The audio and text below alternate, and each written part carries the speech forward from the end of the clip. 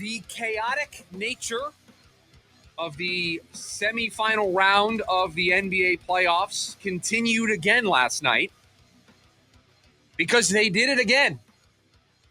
The New York Knicks erased another 20-plus point deficit to absolutely steal Game 2 on the road against Boston, and they will now carry a 2-0 series lead. A 2-0 series lead in which they came back from 20-plus points down both times. They are going to take that back to Madison Square Garden, and boy, the Boston-New York rivalry in sports already plays at a different level, but that place, Madison Square Garden, the world's most famous arena, with the Knicks having won the two games the way that they did, boy, is that place going to be electric for Game 3. And the Knicks, after being embarrassed by the Celtics this season, embarrassed by them, at times looked like they didn't belong on the floor. In these first two games of this series, looked like they didn't belong on the floor with Boston. They've come back in both of these games, and they will take a 2-0 series lead back to New York. 5 games left in the series. All they got to do is win 2. And yeah, I hope Brian Gregory was watching the Knicks closely last night.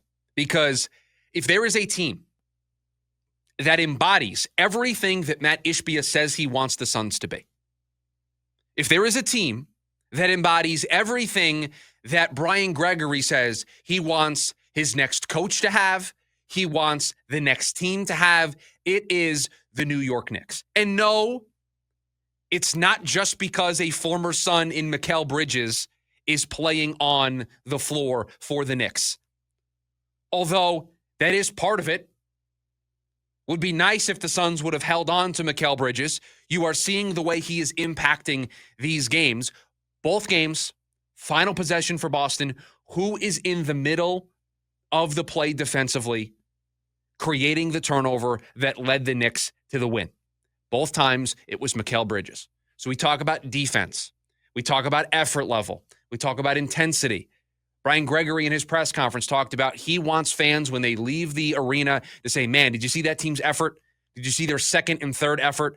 Did you see the way they dove for every loose ball? That's the way the Knicks played in the fourth quarter last night. That's the way Mikal Bridges played in the fourth quarter last night. I watched a montage this morning. Somebody put together a montage of the Knicks making their comeback, and just the defensive intensity level was turned to a different octave. They just ramped it up. And they ramped it up because they have that extra juice in the tank because of how much they are pushed in the regular season. And it's not like they are a team of all superstars. They've got a bunch. Jalen Brunson is a bona fide superstar. But guess what? How did they find Jalen Brunson? He was a guy coming off the bench for Dallas in the postseason that they identified as the guy they want leading their next team. A guy that they want to lead their next culture. They believed in that bulldog mentality that Jalen Brunson played with, and they thought if this guy is a number one, if this guy is a featured piece of a team, look out. And that bet was right, and they paid him. And they paid him a lot of money when they first got him from Dallas. A lot of people raised their eyebrows and said, really? Guy that couldn't crack the starting lineup for Dallas in the postseason, that's the guy you're going to spend money on? Boy, have they been proven right. And you hear from Brunson afterwards. And Brunson talks about finding ways to win. That's it. Brian Gregory, steal that. Make that the mantra. Finding ways to win. Because you know what the Suns did a lot of last season? They found ways to lose. They found ways to give games away. How many times did we watch the Suns commit bad turnover after bad turnover in a key spot in the fourth quarter? How many times did we watch this team no-show in the first half and dig themselves massive leads that sometimes they dug themselves out of, but more often than not, they buried themselves in the first half? The Knicks did that. The Knicks buried themselves in the first two games of this series, but they were able to come back. Why? Because of the culture that they've built. Because they've got OG Anunoby, who's a great defender and three-point shooter. Mikal Bridges, who's a great defender and a three-point shooter. Jalen Brunson, who is just going to give you it. He's going to give his all for all 40-plus minutes that he's out there. They've got Mitchell Robinson, who's a great defending, rim-protecting center, who's a main hand in their defensive stop in game 1 and in game 2. He picked up Tatum on the switch. They drove him to the left side. He threw that pass. Bridges stole it. How awesome of team defense was that, by the way? That was unbelievable to watch. And then the other thing I want to touch on, too, is it's watching the Knicks. They never quit. I mean, they were down as much as 22 in that game. It came all the way back. The Suns rolled over this year. That's the difference between the two teams. The Knicks go down 20. This is going to be tough, but we're in it for the long haul. The Suns go down 20. It's over. Dreaming about the next day. Thinking about what's next. And John over on YouTube says, it helps when Boston shoots bricks from three-point land. Boston gave up going inside until the last minute. I'm sorry, you maybe can say that after game 1 when they put up 45 missed threes and they blow a 20-point lead. You blow a 20-point lead twice. You blow a 20-point lead in back-to-back games at home. That's a you problem. That's not a shooting issue. That's a we don't make adjustments coaching-wise issue. That's a the players don't make an adjustment issue. It happens twice. It happens once, I'll give it to you. It happens twice. That's a culture issue. That is an intensity issue. That's an energy level issue. That's an effort level issue. Throw some credit. I'm tired of hearing the 63s as a knock on the Knicks. Like, well, stop it.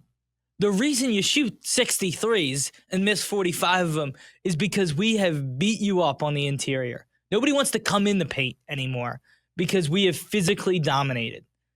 That's a mentality. That is a culture. That is the intensity that we have over Boston, and that's why they're winning this series. You want to know why Detroit gave them problems? Because Detroit plays that same way. Right. That is why Detroit gave them problems. Bodies just bashing up against each other and for now 4 quarters. That we've played a team that doesn't want that physicality, doesn't want the mentality to go into the paint, we're going to exploit you and be able to come back late in the game because, one, we are better prepared. We are more in shape, and I couldn't find the word I wanted to say there, but we're better physically. Mm-hmm. And down the stretch of the game, you won't keep up and continue to go into the paint, and we will. And that's the difference. That's why there's 2 20-point comebacks. Well, and it was funny because they had a tough go of it against Detroit, and the response from the national media was, they're not going to be able to do anything. If Detroit gave them trouble, Boston's going to wipe the floor with them. It's actually worked the opposite. Going through that toughness of playing Detroit has sort of battle-tested, battle-hardened this Knicks team to where they're playing Boston, who I hate to use this word. I hate to classify a team like this, but you play a softer basketball team, and there's that realization of, if we lean on this team, this is a 20-point lead. Now, the Knicks have to do a better job of not digging themselves into these 20-point deficits, but they realize, hey, if we make a little bit of a run here, they're going to fold. The pressure's going to get to them. They aren't going to be able to hit the big buckets because the pressure is going to wilt them away if we pull this within a couple of possessions, and twice it has happened. And so Brian Gregory and the Suns should take note. Look up and down the starters for the Knicks. Mikal Bridges, you know what you're getting there intensity-wise, defense-wise. OG, you know what you're getting there defense-wise. Jalen Brunson, Josh Hart, you know what you're getting there. The 3 guys they bring off the bench, Mitchell Robinson, Cam Payne. This franchise should be very familiar with what Cam Payne provides. Miles McBride. Just bulldogs, dudes that are just going to go out there, run around with their hair on fire. They're going to make everything difficult for you. That's what the Suns are trying to do. Finding ways to win. It's what Brunson said after the game yesterday. It is exactly what the Suns should be attempting to do. Find ways to win. Put together a roster that are going to be able to find ways to win. And you know what? There's a lot of pressure in this statement, but find your Jalen Brunson.